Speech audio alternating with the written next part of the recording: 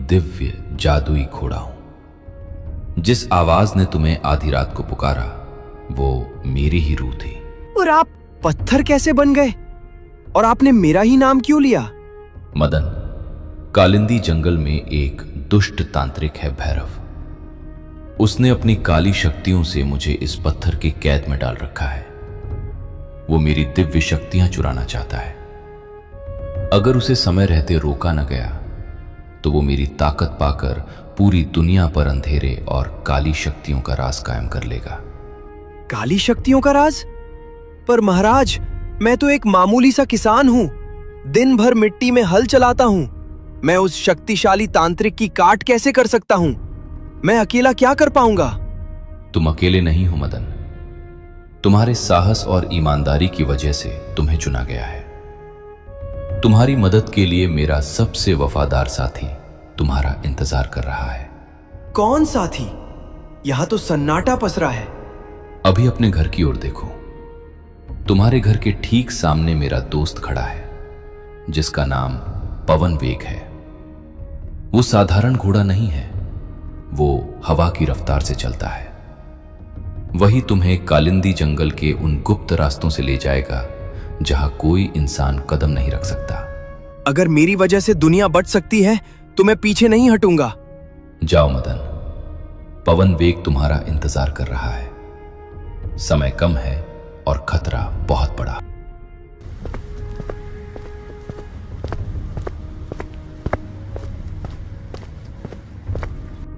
चंपा! चंपा! दूर हटो उस जानवर से। पागल हो गई हो क्या?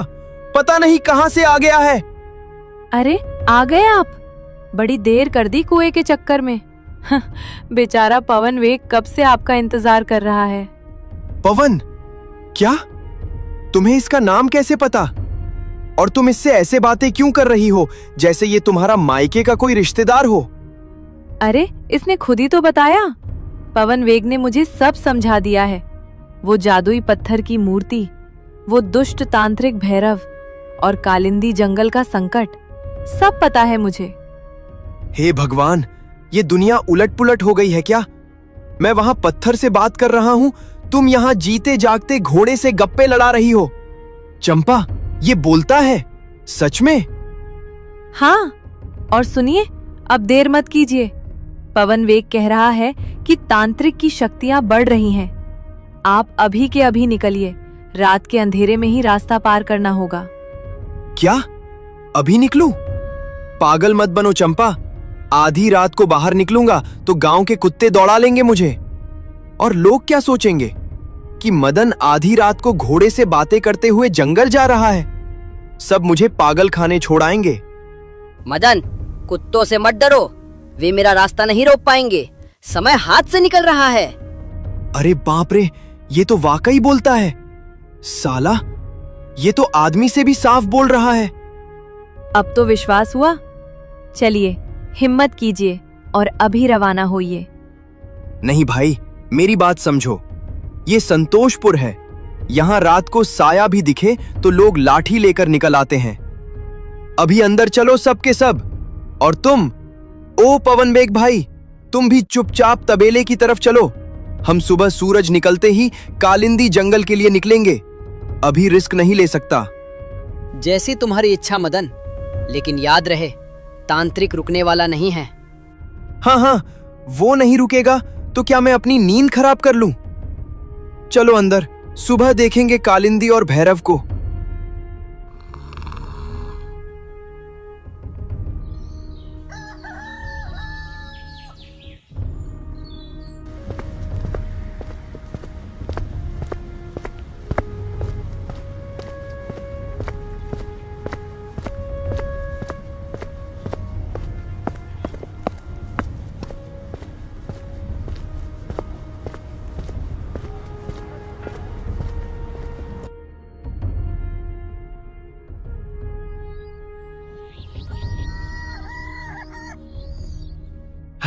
बस भाई पवन वेग, अब मेरे बस का नहीं है। सुबह से शाम हो गई चलते चलते, मेरे पैर जवाब दे रहे हैं। आज की रात इसी आम के बगीचे में गुजारेंगे। देखो कितनी ठंडी छांव है। नहीं मदन, रुकने की भूल मत करो।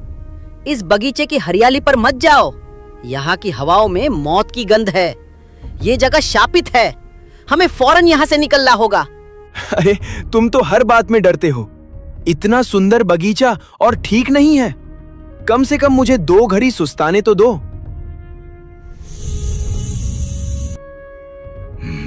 भूख, बड़ी भूख लगी है, पर खाने के लिए यहाँ कुछ नहीं है सिवाय तुम दोनों के। अरे बाप रे, इतना बड़ा पंछी और बोल रहा है। ओ पंछी भाई, इस बगीचे में इतने आम लगे हैं, तुम फल क्यों नहीं खाते? फल? मैं इन फलों को छू तक नहीं सकता। न कोई पक्षी नहीं हूं मदन, मैं एक इंसान हूं। बरसों पहले मैंने एक भूखे साधु को सिर्फ इसलिए लाठियों से पीट डाला था क्योंकि उसने मेरे बगीचे से एक फल तोड़ा था। उस महात्मा ने मुझे श्राप दिया कि मैं पक्षी बनकर तड़पूंगा और कभी अपनी भूख नहीं मिटा पाऊंगा। तो तुम हमसे क्या चाहते हो? मुझे पता था तुम दोनों यहां आओगे। भैरव तांत्रिक ने मुझे तुम्हारी खबर दी थी।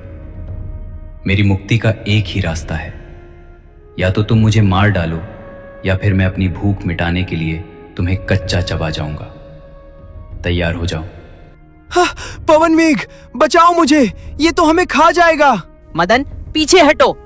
ये अब कोई इंसान नहीं, एक हिंसक साया बन चुका है। अगर तूने मौत ही चुनी है अभागे, तो पवन वेग की शक्ति का सामना कर।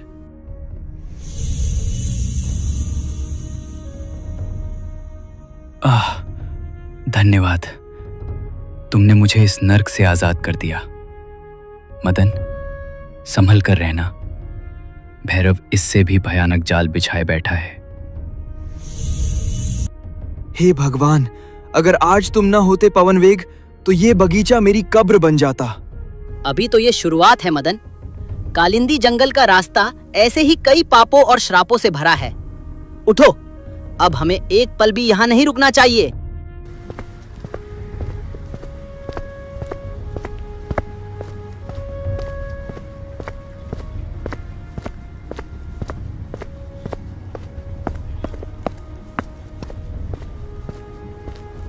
रुक जाओ तुच्छ मानव, कालिंदी की सीमाओं में पैर रखने का साहस कैसे किया? क्या तुझे अपनी जान प्यारी नहीं है? अरे, ये पेड़ तो साक्षात यमराज लग रहा है। पवन वेग भाई, वापस चलें क्या? डरो मत मदन, ये वृक्ष राज है, इस जंगल का द्वारपाल। ये सिर्फ डरा रहा है। डरो मत बालक, मैं तो बस तुम्हारी परीक्षा ले रहा था। देखो मदन, तुम क्यों उस तांत्रिक भैरव के चक्कर में अपनी जान गंवा रहे हो? मेरे पास देखो। मदन, ये सारा धन, ये सुख सुविधाएं तुम्हारी हो सकती हैं। बस यहीं रुक जाओ, लौट जाओ अपने संतोषपुर। तुम वहां राजा बनकर रहोगे। क्या रखा है उस जादुई घोड़े को बचाने में? बाप रे, इतने हीरे! चंपा तो खुश हो जाएगी। पवन वेग, क्या सच में हम ये सब लेकर घर जा सकते हैं? मदन, होश में आओ। ये माया जाल है। अगर तुम इन हीरो को छुओगे तो तुम भी पत्थर बन जाओगे। याद करो उस जादुई मूर्ति की पुकार। अगर भैरव जीत गया तो ये सोना भी मिट्टी बन जाएगा। धिक्कार है मुझ पर। वृक्षराज, मुझे आपका लालच नहीं चाहिए। मैं यहाँ दुनिया को बचाने आया हूँ, अपनी जेब भरने नहीं। रास्ता छोड़िए। लालच को जीत लिया, भय को जीत लिया, पर क्या बुद्धि को जीत पाओगे? बिना उत्तर दिए कोई आगे नहीं बढ़ा है। मैं तुम दोनों से एक एक सवाल करूंगा। उत्तर सही हुआ तो रास्ता मिलेगा, गलत हुआ तो यही मेरी जड़ों में दफन हो जाओगे। हाँ बाबा, पूछ लो। खेती किसानी में बहुत दिमाग खपाया है, जवाब दे ही दूंगा। मदन, पहला सवाल तुम्हारे लिए। वो कौन सी चीज है जिसे इंसान दूसरों के अंदर तो तुरंत देख लेता है, पर अपने अंदर उसे कभी दिखाई नहीं देती? अरे महाराज, ये तो मैं अपनी पत्नी चंपा के साथ रोज देखता हूँ। इंसान दूसरों की गलती तो पलक झपकते ही पकड़ लेता है, पर वही गलती जब खुद करता है तो उसे लगता है कि वो तो महान है। इसका उत्तर है अपनी खुद की गलती। एक साधारण किसान से इतने गहरे जवाब की उम्मीद नहीं थी। ठीक है, अब पवनवेग तुम्हारी बारी। पवनवेग, तू दिव्य घोड़ा है। तू बता, वो कौन सी चीज है जो कल भी थी और कल भी होगी पर आज वो नहीं है? वृक्षराज, इसका उत्तर काल के चक्र में छिपा है। वो है समय। जिसे हम कल कहते हैं वो आज कभी नहीं होता। जब वो आता है तो वो आज बन जाता है, इसलिए कल कभी आता ही नहीं। बहुत खूब। पर अब आखिरी सवाल, और ये सवाल तुम दोनों के लिए एक ही है। अगर ये बता दिया तो समझो तांत्रिक भैरव के आधे प्राण तुमने यहीं जीत लिए। वो कौन सा युद्ध है जिसे जीतने वाला हमेशा हार जाता है और हारने वाला हमेशा जीत जाता है? महाराज, इसका जवाब थोड़ा हटके है। वो युद्ध है अपने अपनों से किया गया प्रेम का युद्ध। जब हम अपनों से बहस में या किसी बात पर जीत जाते हैं तो असल में हम उस रिश्ते को हार जाते हैं, और अगर हम अपनों की खुशी के लिए जानबूझकर हार जाएं तो असल में हम उनका दिल जीत लेते हैं। मान गया मदन, तेरी इसी सादगी और समझदारी ने मुझे हरा दिया।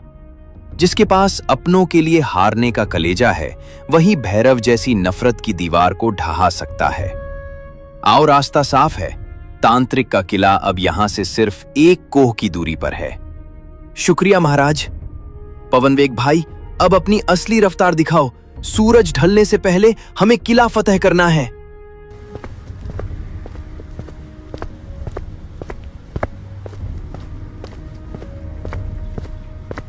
बचाओ, कोई है? मुझे इस नर्क से आजाद करो। मेरी हड्डियां टूट रही हैं। रुको पवनवेग, सुना तुमने? कोई औरत बहुत मुसीबत में है। आवाज उस दाईं तरफ की झाड़ियों से आ रही है। मदन, आगे बढ़ो, इसे अनसुना कर दो। ये कालिंदी जंगल है। यहाँ जो दिखता है वो होता नहीं, और जो होता है वो दिखता नहीं। ये कोई छलावा हो सकता है। कैसी बातें करते हो पवनवेग? कोई तड़प रहा है और हम मुंह फेर लें? एक इंसान अगर दूसरे इंसान की मदद न करे तो मानवता शर्मिंदा हो जाएगी। चलो, आवाज का पीछा करो।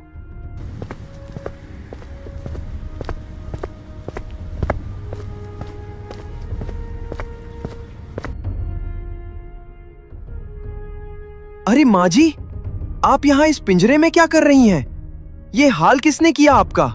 बेटा, तुम फरिश्ता बनकर आए हो। उस निर्दयी तांत्रिक भैरव ने मुझे यहाँ कैद कर रखा है। मैं तो बस जड़ी बूटियां लेने जंगल आई थी, पर उस राक्षस ने मुझे अपनी कैद में डाल दिया ताकि जंगली जानवर मुझे धीरे धीरे खा जाए।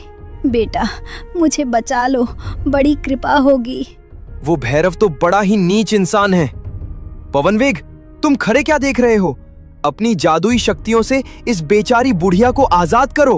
मदन, मुझे कुछ ठीक नहीं लग रहा। इसकी आंखों में वो चमक नहीं है जो एक लाचार इंसान में होती है।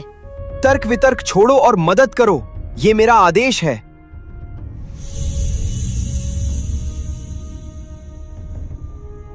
अरे बाप रे, ये क्या हो गया? चंपा, बचाओ, ये तो डायन है। पवनवेग, मैंने तुम्हारी बात क्यों नहीं मानी? मदन, संतोषपुर के भोले इंसान, डरो मत।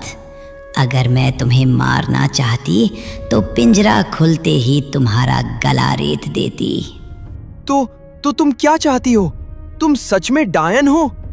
हाँ, मैं वही हूँ जिसे तुम लोग डायन कहते हैं, लेकिन मैं बुरी नहीं हूँ। मुझे भी उस भैरव तांत्रिक ने अपनी दासी बनाने के लिए कैद किया था। उसने मेरी सारी जादुई शक्तियाँ अपनी काली साधना के लिए छीन ली थीं।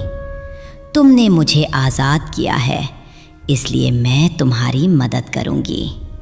हमारी मदद? तुम जानती हो हम कहाँ जा रहे हैं? मुझे सब पता है। तुम उस स्वर्ग लोक के जादुई घोड़े को बचाने जा रहे हो, जिसे उसने पत्थर बनाकर कुएं में डाला था और अब उसकी रूह को अपनी गुफा में कैद कर रखा है। आज काली अमावस्या है। आज रात वो उसकी सारी शक्तियां सोख लेगा। अगर ऐसा हुआ तो फिर कोई उसे नहीं रोक पाएगा। क्या तुम उस गुफा का गुप्त रास्ता जानती हो? क्योंकि भैरव ने चारों तरफ भ्रम की दीवार खड़ी कर रखी है।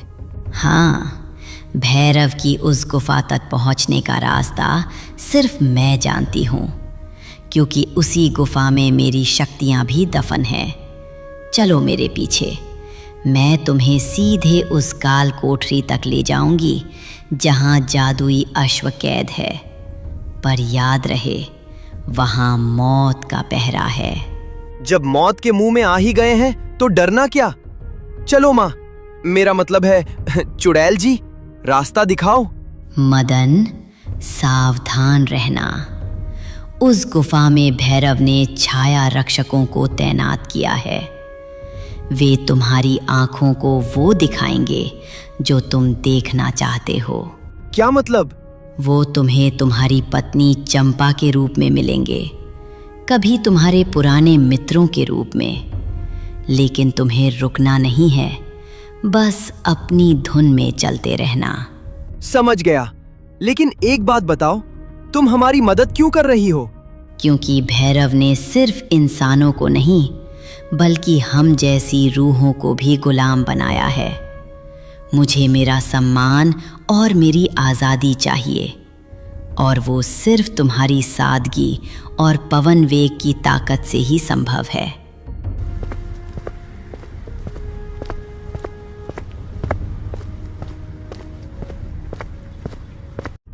मदन, देखो सामने, वो काली पहाड़ी। वही है भैरव की गुफा, जहां समय रुक जाता है और रूहें तड़पती हैं। तैयार हो जाओ, असली युद्ध अब शुरू होने वाला है।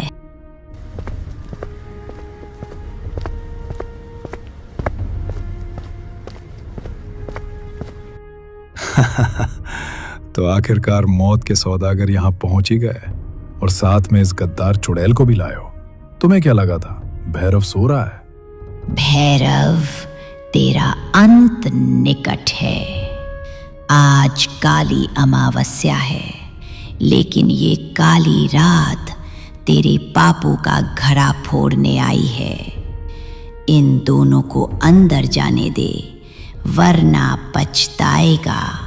तू मेरी कैद से भागकर मुझे धमकी देती है। जिस आग ने तुझे शक्तियां दी थी, वही आग आज तुझे भस्म करेगी। मदन, पवन वेग, रुको मत, अंदर जाओ, इसे खत्म करो। नहीं, इसे छोड़ दो दुष्ट, इसने हमारी मदद की है। देखा, ये अंजाम होता है जो भैरव के खिलाफ जाता है। अब तुम दोनों की बारी है। मदन, तू एक तुच्छ किसान है। तूने सोचा भी कैसे कि तू एक महाशक्तिशाली तांत्रिक का सामना करेगा? मेरी शक्ति से डर, घुटने टेक दे। मैं किसान हूं भैरव, और किसान को मिट्टी से प्रेम करना और गंध उखाड़ना दोनों आता है। तूने एक निहत्थी रूह को मारा है, अब तुम मेरा क्रोध देख। मदन, पीछे हटो। इसकी काली विद्या का अंत अब मेरे हाथों होगा। इसने मर्यादा की सारी सीमाएं पार कर दी हैं। एक जानवर मुझे मारेगा? आओ, मैं तुम्हारा मांस कुत्तों को खिलाऊंगा। भैरव, तू भूल गया कि मैं कौन हूँ। मैं धर्म का रक्षक हूँ। अब सुन वो मंत्र जो तेरे विनाश का कारण बनेगा। ओम वज्रकायाय विद्महे महाप्राणाय धीमहि तन्नो अश्वः प्रचोदयात्।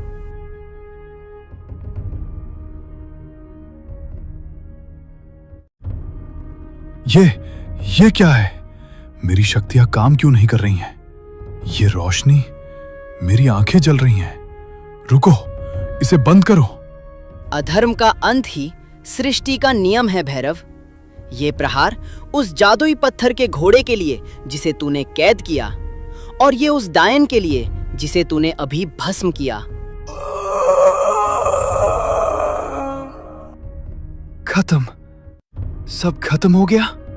हाँ मदन, अंधकार का अंत हुआ, लेकिन अभी काम पूरा नहीं हुआ है। गुफा के भीतर चलो, वहां जादुई अश्व हमारा इंतजार कर रहा है। धन्य हो मदन, धन्य हो पवन वेग। आज तुमने स्वर्गलोक और पृथ्वीलोक दोनों को बचा लिया। महाराज, मैं तो बस एक किसान हूं। मुझे तो बस अपने गांव की शांति चाहिए थी।